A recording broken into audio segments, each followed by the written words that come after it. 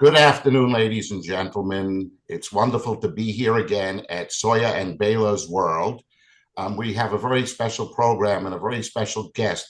Before we get to that, first of all, I want to welcome our hostess, Baila. Soya's away, so Baila, it's all yours today. Oh, that's all of ours. Okay, anyway, as probably most of you have heard, it has happened again.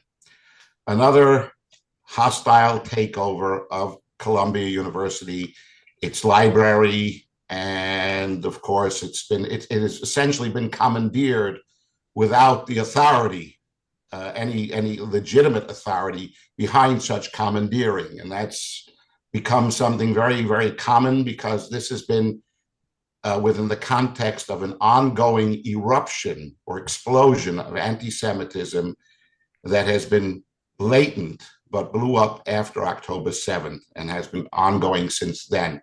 Baila, at that, I want you to introduce our very special guest today, and we'll get into the subject matter. Thank you very much. Our special guest today is Bill Tinglin. Bill Tinglin is a visionary leader in social impact, humanitarian advocacy, and global unity.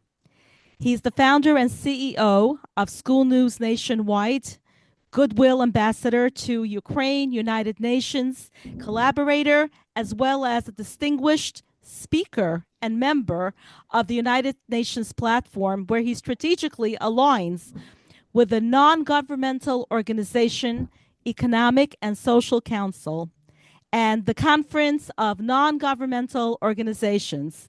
He is deeply committed to championing the United Nations Sustainable Development Goals, and he is working closely with academic institutions and governments worldwide to advance those objectives. Bill's efforts are to promote educational empowerment and sustainable development, particularly in the area of anti Semitism. Bill, welcome to Soya and Baila's World. Thank you so very Bi- much, Sawyer, Bela. It's yeah, an I, honor to have Brother you, Bill. Abraham. Yeah, but Bill, Soya, I wanted to Bill, start off asking you is your work is renowned for promoting peace. You launched the World of Bonds in 2005, which is an initiative to bridge African American and Jewish communities. Can you tell us a little bit about that? Okay. Um, African Americans, well, let's back up.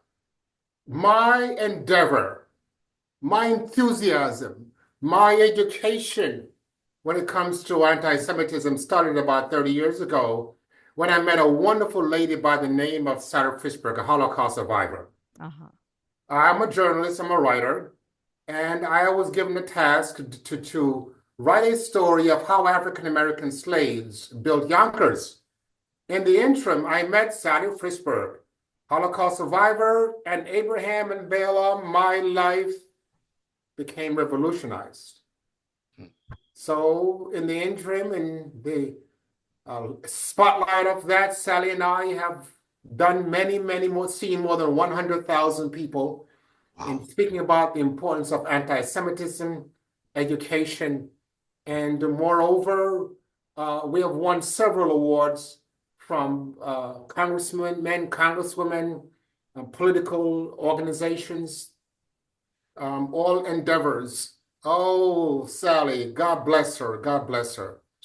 We still work together, a little bit older now, but Sally got me started about 30 years ago, and now I am a prominent, thanks to her and many others, I am now prominent in the endeavor of anti-Semitism, Holocaust education. I'm a speaker, very important, very important.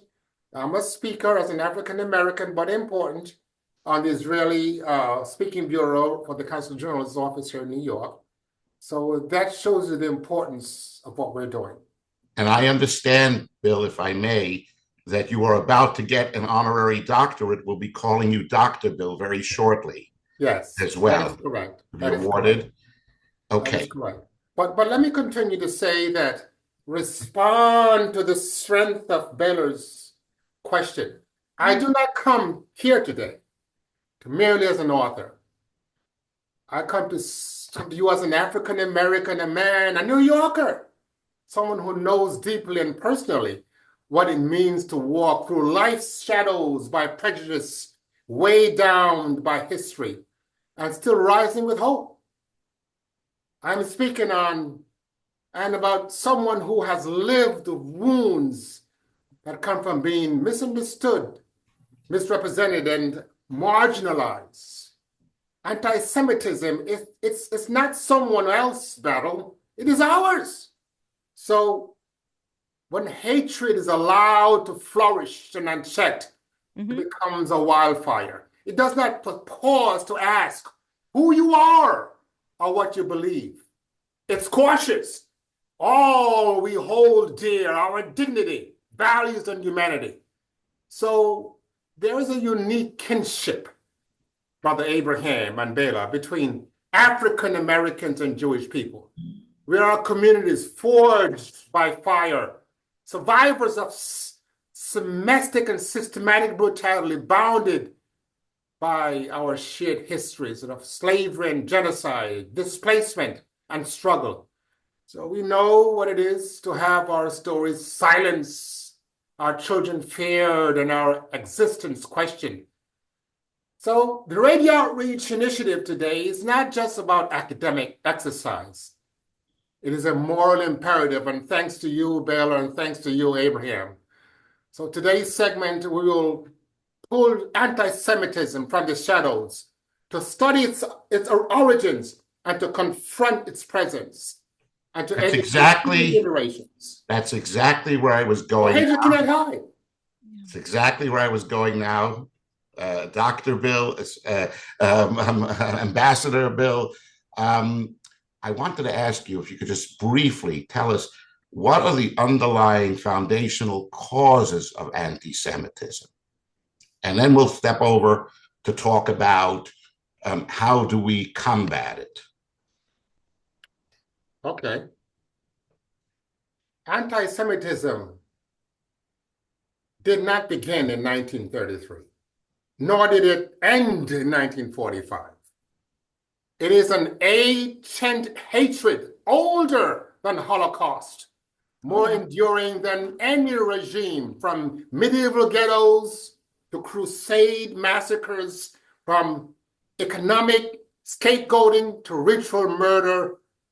Myth anti-Semitism has shaped and shifted throughout history, wearing different masks, but speaking the same venomous language. So today it is digital, it is casual, it is global.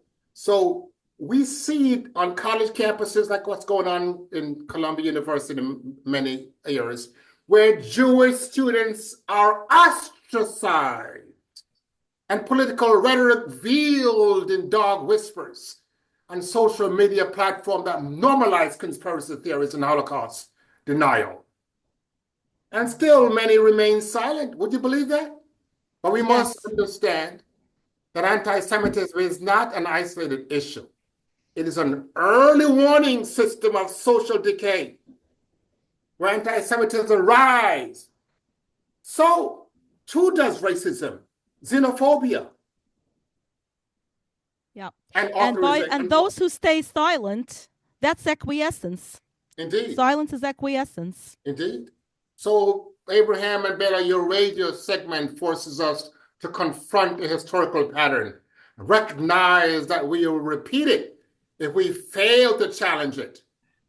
It's incredible, Bill, how you point out that it is in fact something that goes beyond 33 to 45. It has always been there.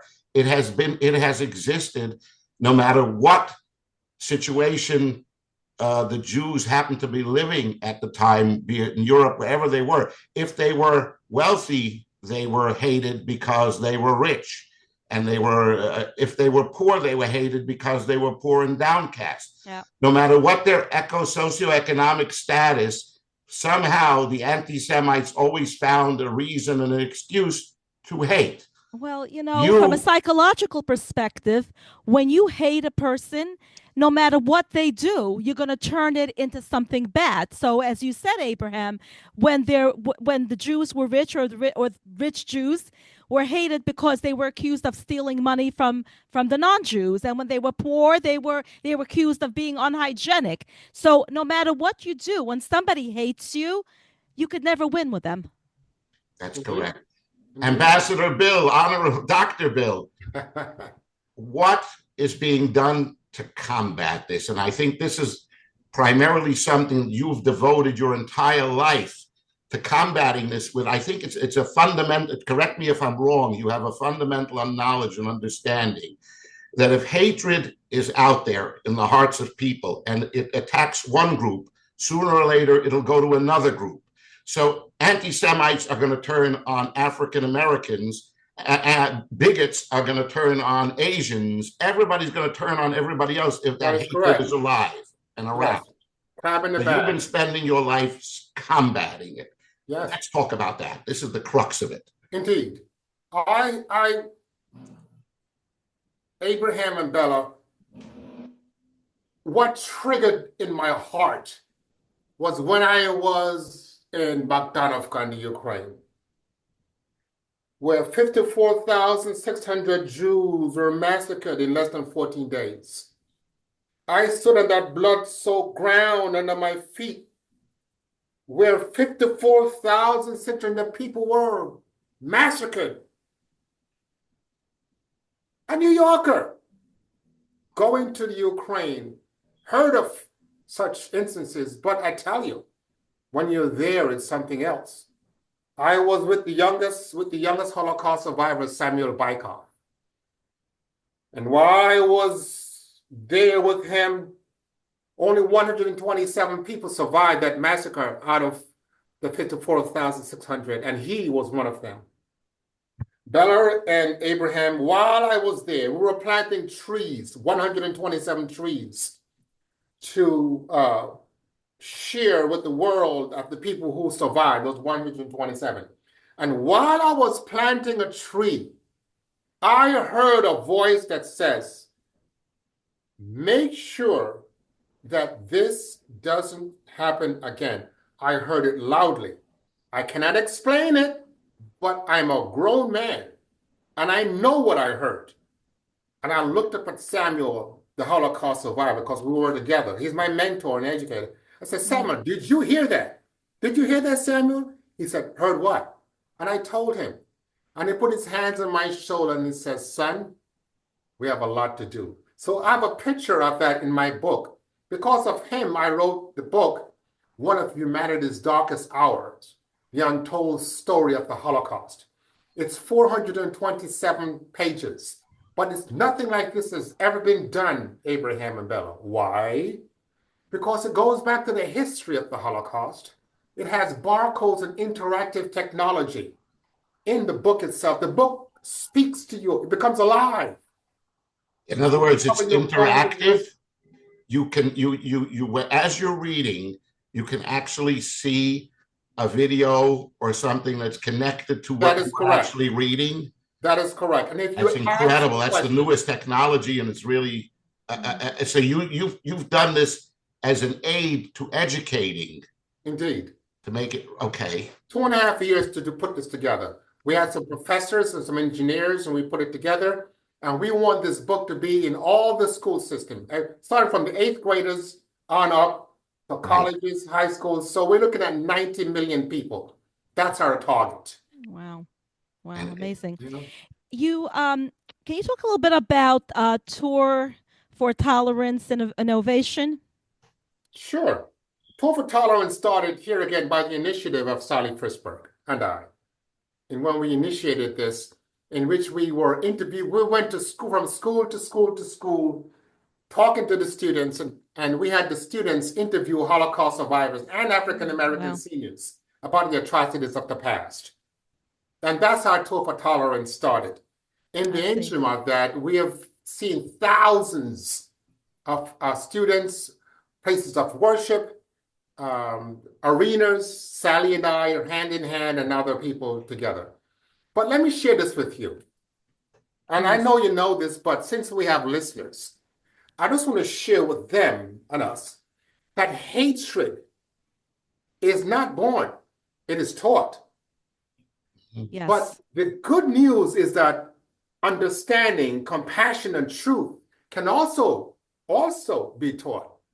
Education is the vaccine against the virus of bigotry and is our most potent line of defense. So through my curriculum, and that is one of humanity's darkest hours, and the efforts of our courageous educators and students are not just learning dates, they are meeting people, they are hearing the testimonies of survivors, reading about children like themselves who are denied future and grappling with what its items to be human in the face of inhumanity.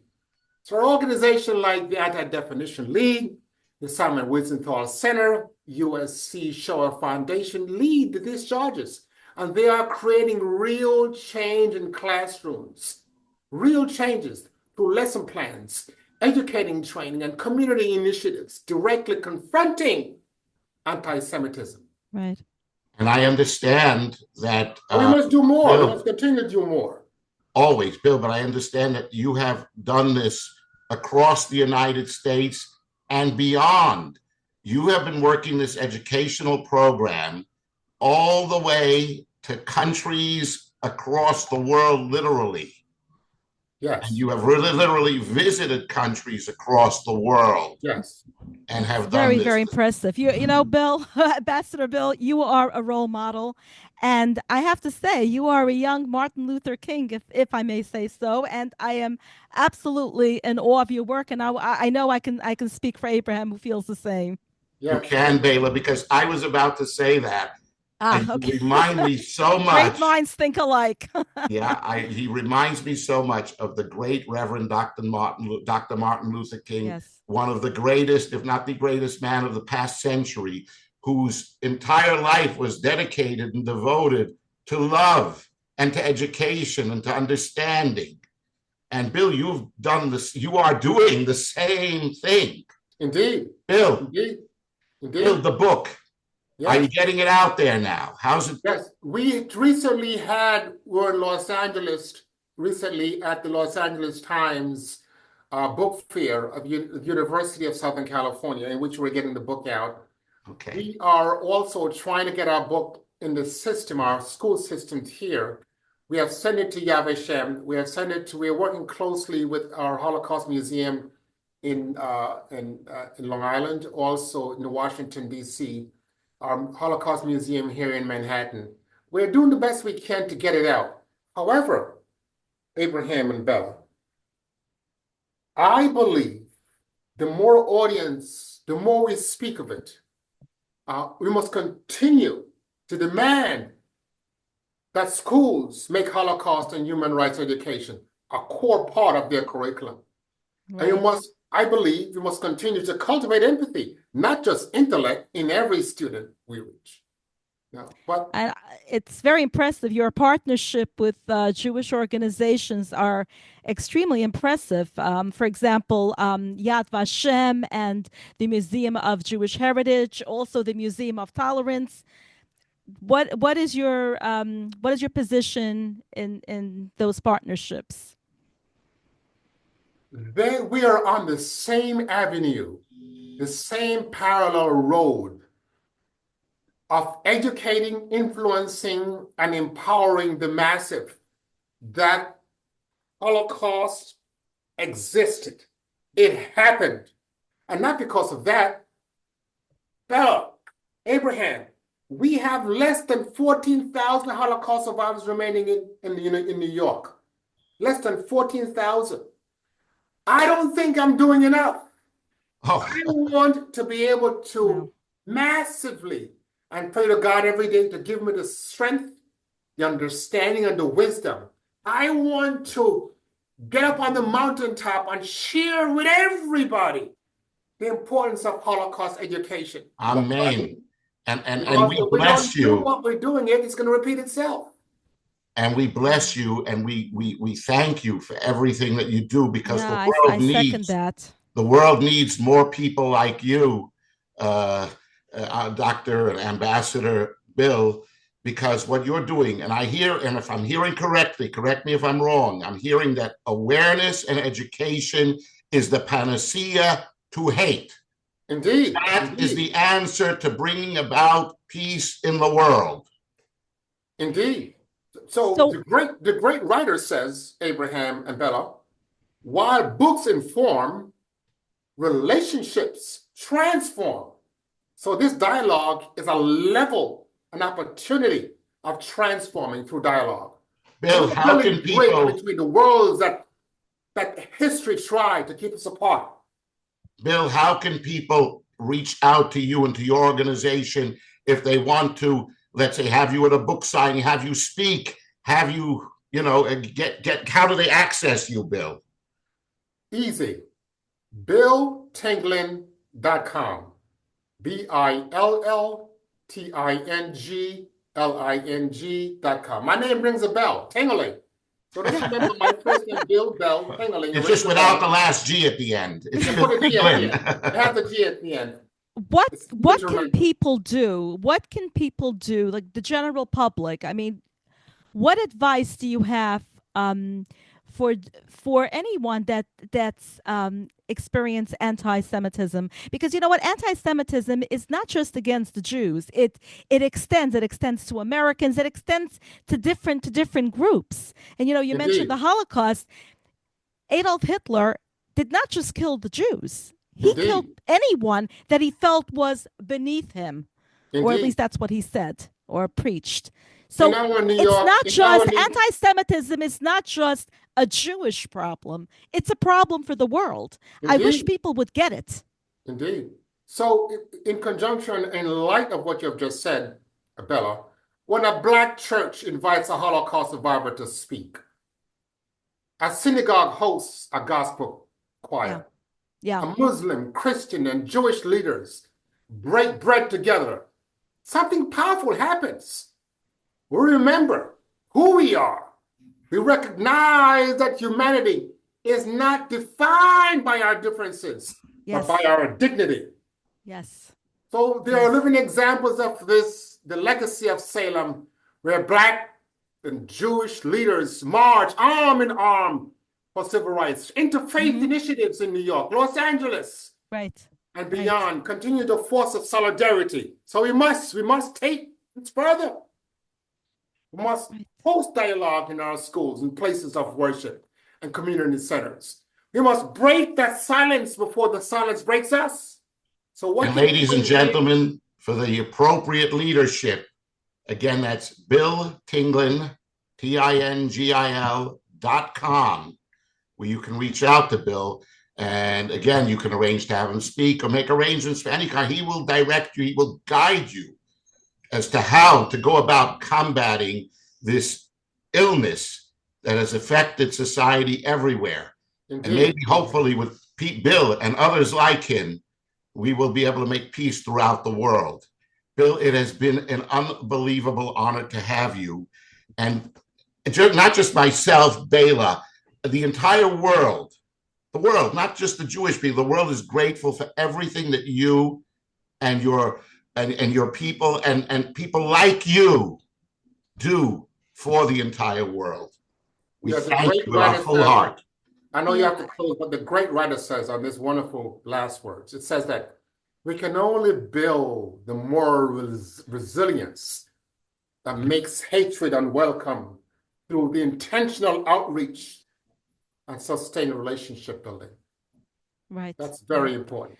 So unity is very important. It's important that everyone sticks together. Would you say that? Indeed. Indeed. It's a bond. It's like many of you biblical scholars know the strong relationship David had with Jonathan. You know, right. their parents, or one may say, the people above them were adversaries. Right. But here we have two young leaders. They were bonded, together. Yes. So we could take that example.